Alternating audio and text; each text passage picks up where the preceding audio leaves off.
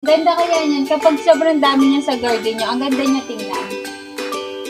Kung magtatanim kayo nitong daffodil, magtatanim kayo nito ng mga autumn kasi mas maganda tong itanim ng autumn, yung malamig-lamig, yung mga nag-uulan, ganon.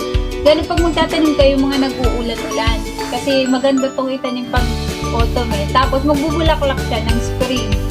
Mga late ng winter siya, nag-i-start na silang magkaroon ng buko, ganon.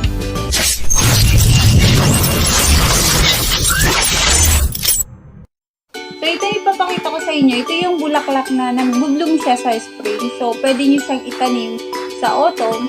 Tapos, mag-bloom siya ng spring. So, ipapakita ko ngayon sa inyo yung daffodil. So, daffodil yung tawag nila dito. Pero, hindi ko alam yung tawag sa language nila. Pero, ang tawag namin dito, daffodil. So, kung mapapansin nyo, ayan, madaming bulaklak sa likod ko. Ito yung bulaklak niya, guys. Meron din kami bulaklak dito. Pero, hindi ito daffodil. Hindi ito daffodil kasi ibang klase ito eh. Hindi ito daffodil. Ang daffodil na sinasabi ko, kung makikita nyo siya, yan, yun yung kulay puti na may yellow sa gitna. Ito siya, guys.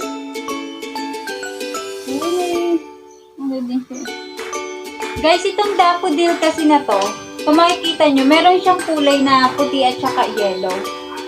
Ang ganda niyang style niya kasi dalawang kulay siya. Tsaka, apakaganda niya tingnan. Tsaka, ang ganda ng style ng pagkabulaklak niya. Hindi siya yung ordinary na bulaklak. So, yung nasa likod ko, sa villa yun. So, ito yung daffodil. Cute siya, guys, yung daffodil. Kung mapapansin nyo. Ito, may kulay siya na. And kung mapapansin nyo, ang kulay niya, kulay yung white and yellow. And then, yung gitna niya, para siyang trumpet. Kasi pag ganun yung gitna niya parang trumpet kapag tinignan mo talaga ng malapitan. Ayan. Meron naman siyang ibang kulay na daffodil din siya. Aray. May daffodil din siya, pero ang kulay niya ay pure na dilaw. Lahat sila dilaw. Ito kasi, yung pagkadilaw niya, sa gitna lang. Daffodils are some of the first flowers we see in springtime and are a great indicator that winter is over. Because of this, they are seen to represent rebirth and beginnings. The daffodil also has a few other meanings that you might not be so familiar with. In the UK, daffodils are known as Lent lilies because they tend to bloom between Ash Wednesday and Easter. Narcissi flowers are also seen to represent creativity, inspiration, awareness and inner reflection, forgiveness, and vitality. If you give a bunch of narcissi to a loved one, it means they are the only one and is said to ensure happiness. Ang ganda niya, guys. Walang ganito sa atin. Siguro sa Baguio meron. Pero wala pa ako nakikita nito sa lugar namin. So, dito nakakita ko nito. Meron siyang 6 na petals. Ayan, kung mapapansin nyo. These flowers have 6 amazing petals, and a look like a beautiful trumpet in the middle. Daffodils are the most carefree of all spring flowers. They grow almost anywhere and aren't bothered by deer or rodents. Come in many different shapes, sizes and color combinations. This flower has conspicuous flowers with 6 petal-like atalsperment by a cup or trumpet-shaped corona. The flowers are generally white and yellow, also orange or pink in garden varieties, with either uniform or contrasting colored tepals and corona. Well known in Nancient civilization, both medicinally and botanically. The genus is generally considered to have about 10 sections with approximately 50 species. The number of species has varied, depending on how they are classified, due to similarity between species and hybridization. The daffodil is the national flower of Wales, associated with St. David's Day. The narcissus is also a national flower symbolizing the new year or Nowruz in Iranian culture.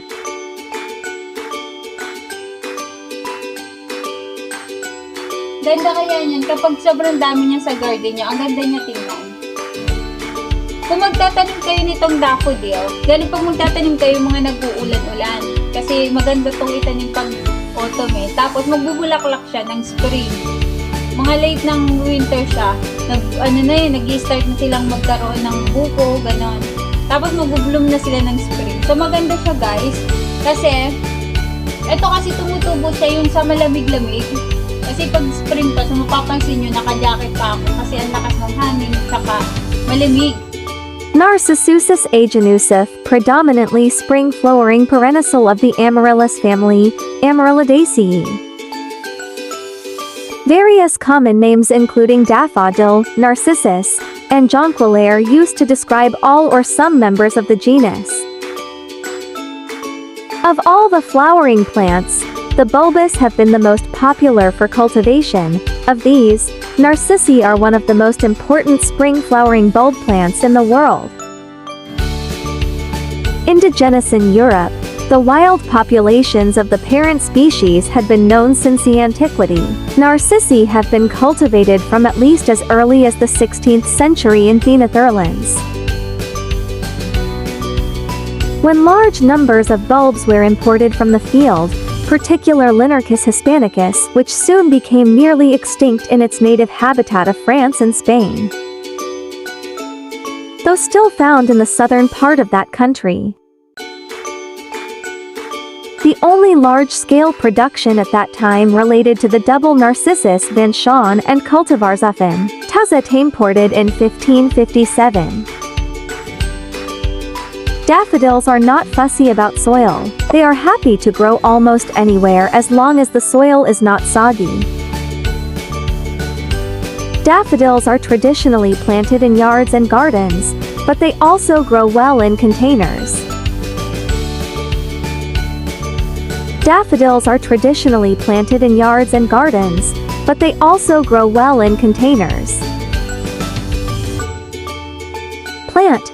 Daffodils may be planted from mid-fall through early winter any time before the ground freezes. For best results, plant the bulbs within a month after you receive them. Daffodil bulbs are usually planted about 6 apart. This gives the bulbs room to multiply over time without getting overly crowded. Daffodils come into bloom long before most perennials. Planting daffodils in your flower beds will ensure you have flowers as soon as the weather begins to warm up. Miniature daffodils are a good choice for flower gardens as their leaves are narrower and won't get in the way of newly emerging perennials. Maganda ito itanim sa malamig na lugar. Ayan. Pagkatapos ng spring, so mawawala na yung bulaklak nga. Hanggang spring lang siya guys. From autumn, tatanim mo siya ng autumn and then mag-bloom siya ng spring. So hanggang dun lang. Kasi isa to sa mga bulaklak na nag-bloom. So makikita mo, kapag spring, isa to sa makikita mo na ang daming bulaklak sa supermarket. Kasi, month nila.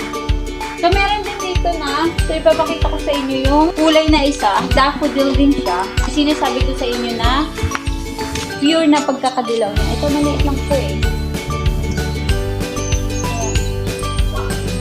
Kung mapapansin nyo ito, hindi masyadong kita ata.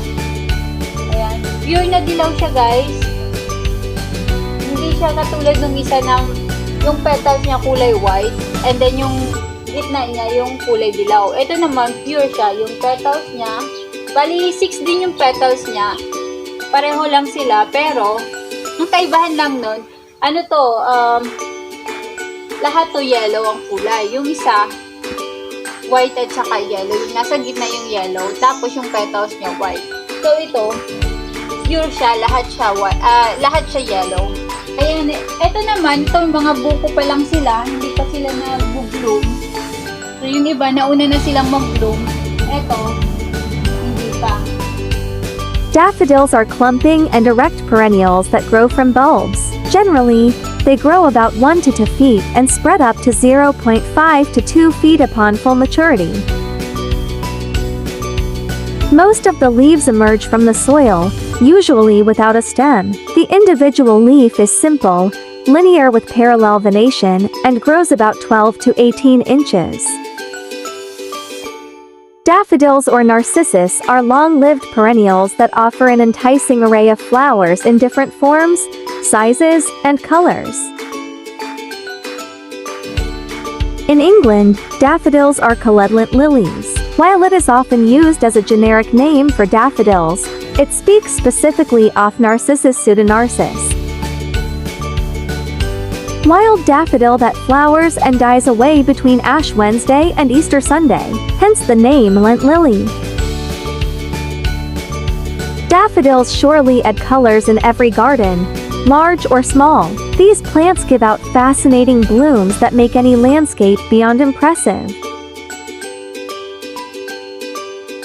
They can be mass-planted under ground covers, or mixed with shrubs and other perennials.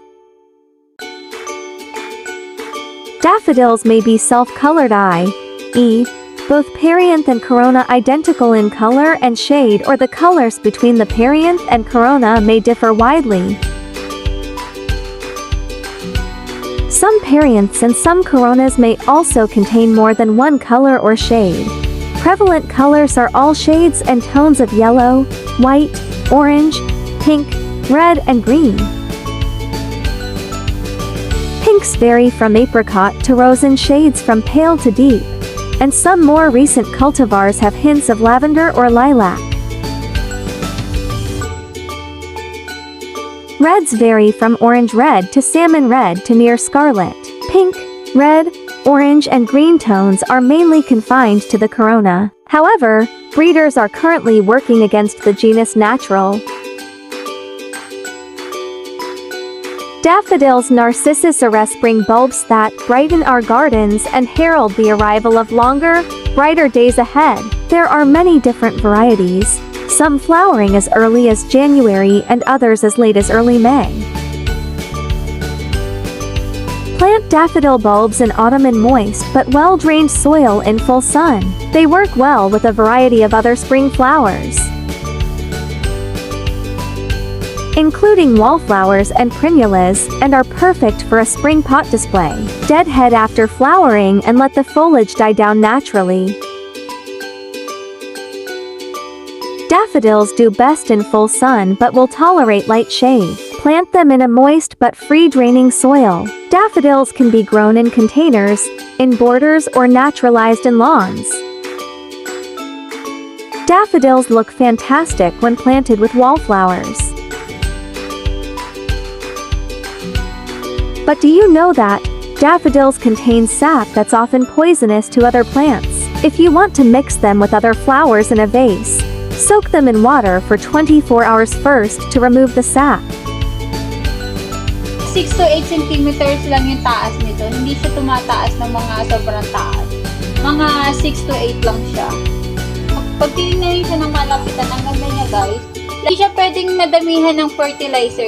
Kasi kapag tumaba ito ng masyado, huyok siya, matutumba siya kapag sobrang taba niya. Kaya tama lang yung ganito. Hindi siya pwede nang madami.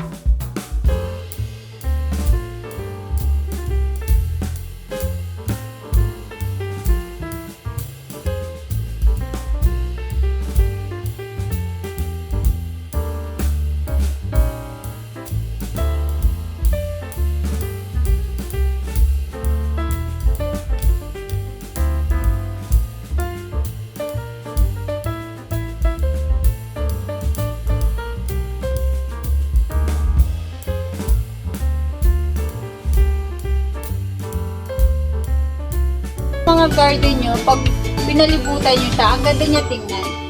Pag winter kasi, so lahat ng mga halaman sa labas, kapag nag-winter, di ba, namamatay sila, nawawala yung mga dahon nila.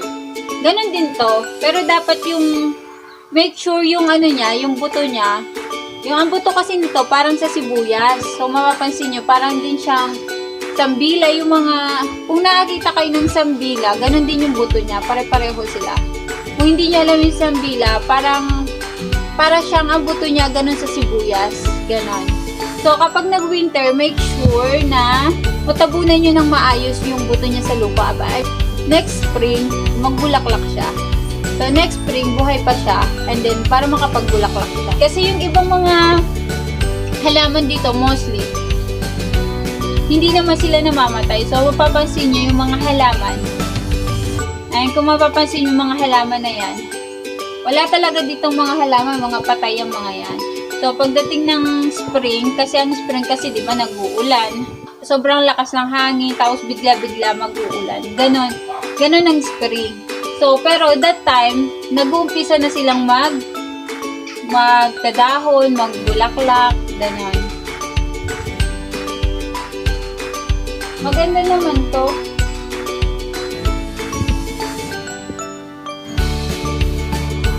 Hindi nga lang mabango. Ayan lang guys, kung magtatanim kayo ng daffodil at nandito kayo sa malamig na area, so magtatanim kayo ng autumn. Autumn kasi dito is September, November, ganun. So magtatanim kayo ng autumn and then magbubulaklak siya ng spring. So makikita nyo yung bulaklak niya, napakaganda. So ayun lang guys, that's all for today. This is the Filipino Wanderer Barong Sound. Datong share and like, share, subscribe.